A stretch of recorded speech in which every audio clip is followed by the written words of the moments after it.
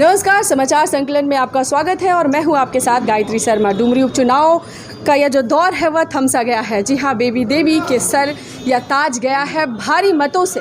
तकरीबन 15,000 से भी ज़्यादा मतों ला करके कहीं ना कहीं यह जो चुनाव के परिणाम कह सकते हैं जगन्नाथ महतो के लिए एक श्रद्धांजलि का काम करेगी। चलिए, हमारे साथ एक चर्चित चेहरे हैं कांग्रेस के, हम इनसे जुड़ते हैं। सर, यह जीत को आप कैसे देखते हैं? जीत को मैं जनता की जीत के रूप में देखता हूँ। इस जीत को मैं देखता हूँ कि जिस तरीके से श्री स्वर्गीय जगन्नाथ महतो जी ने अपने पूरे जीवन को कुर्बान कर दिया डुमरी की जनता के सेवा में, मैं उसको सम्मान की तरह देखता हूँ। मैं इस जीत को देखता हूँ कि जो इंडिया का नया गठबंधन बना है उसको किस तरीके से लोगों का समर्थन प्राप्त हो रहा है। इस चुनाव को मैं देखता हूँ कि जैसे भाजपा ने अपने नए प्रदेश के अध्यक्ष मरांडी जी को बनाया, उसके बाद उनका पहला चुनाव था। उन्होंने एक बयान दिया था कि भाजपा को ज्वाइन करने के पहले मैं कुतुब मीनार से कूद जाऊंगा।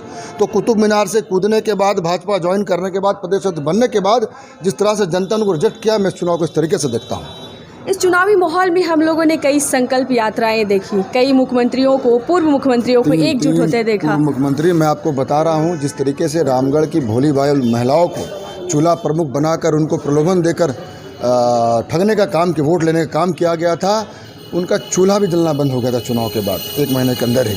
उसको देखते हुए उसका बदला डुमरी की महिलाओं ने उनसे लिया है और आजसू को और भाजपा गठबंधन को और इनकी बी टीम एम को चेहरा दिखाने का काम किया है। कहीं ना कहीं विपक्ष या साफ तौर पे कह रही है कि यह जो जीत है ये सहानुभूति वोटों के आधार की जीत है। तो चुनाव क्यों लड़ रहे थे?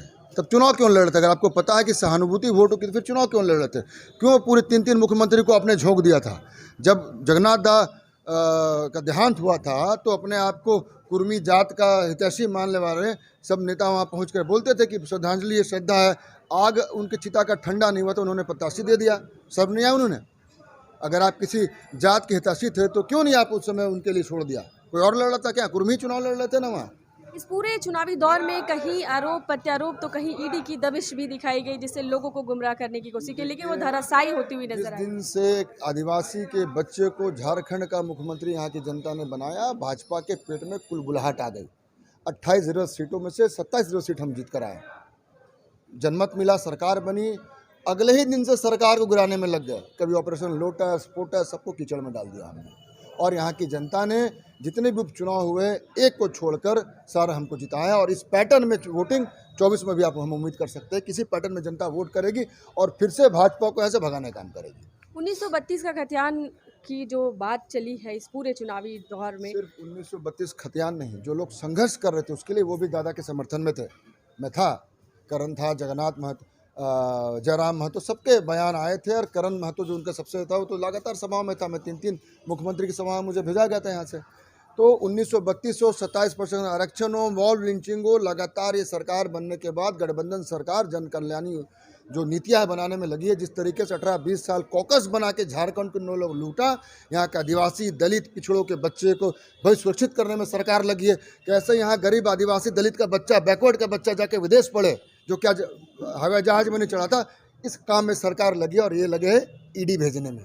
हम जनता की राजनीति कर रहे हैं और बीजेपी वाले ईडी की राजनीति कर रहे हैं, तो रिजल्ट तो आना ही है। एक आखिरी सवाल हम आपसे लेंगे, क्या लोकसभा चुनाव 2024 में यह जीत कुछ असर दिखाएगी या कांग्रेस को? लगता है जो पैटर्न शो किया है, ABC 3 टीम यहाँ काम कर रही थी। पहले थी भाजपा, सबके चचा, दूसरे थे मौसा वाली पार्टी आजसू, और तीसरी थी AI1। इन तीनों को लाल टिकट देके चुनाव लाइन से बाहर कर दिया है यहाँ की जनता ने, और आगे भी ऐसा होगा। जी, बहुत बहुत शुक्रिया आपका वक्त देने के लिए। धन्यवाद। तो एक तुक में यह बोला जा रहा है कि हम पहले से आश्वस्त थे कि यह चुनाव हमारे पक्ष में होगा, क्योंकि जगन्नाथ महतो द्वारा किए गए कार्य और बेबी देवी द्वारा उठाए गए मुद्दे कोई नए नहीं हैं, या वह मुद्दे हैं जिस पे पूरा का पूरा झारखंड के आदिवासी कहीं ना कहीं निर्भर करते हैं। अब देखना यह होगा कि इस जीत को विपक्ष कैसे लेती है, किस तरह से यह हमला बोलती है।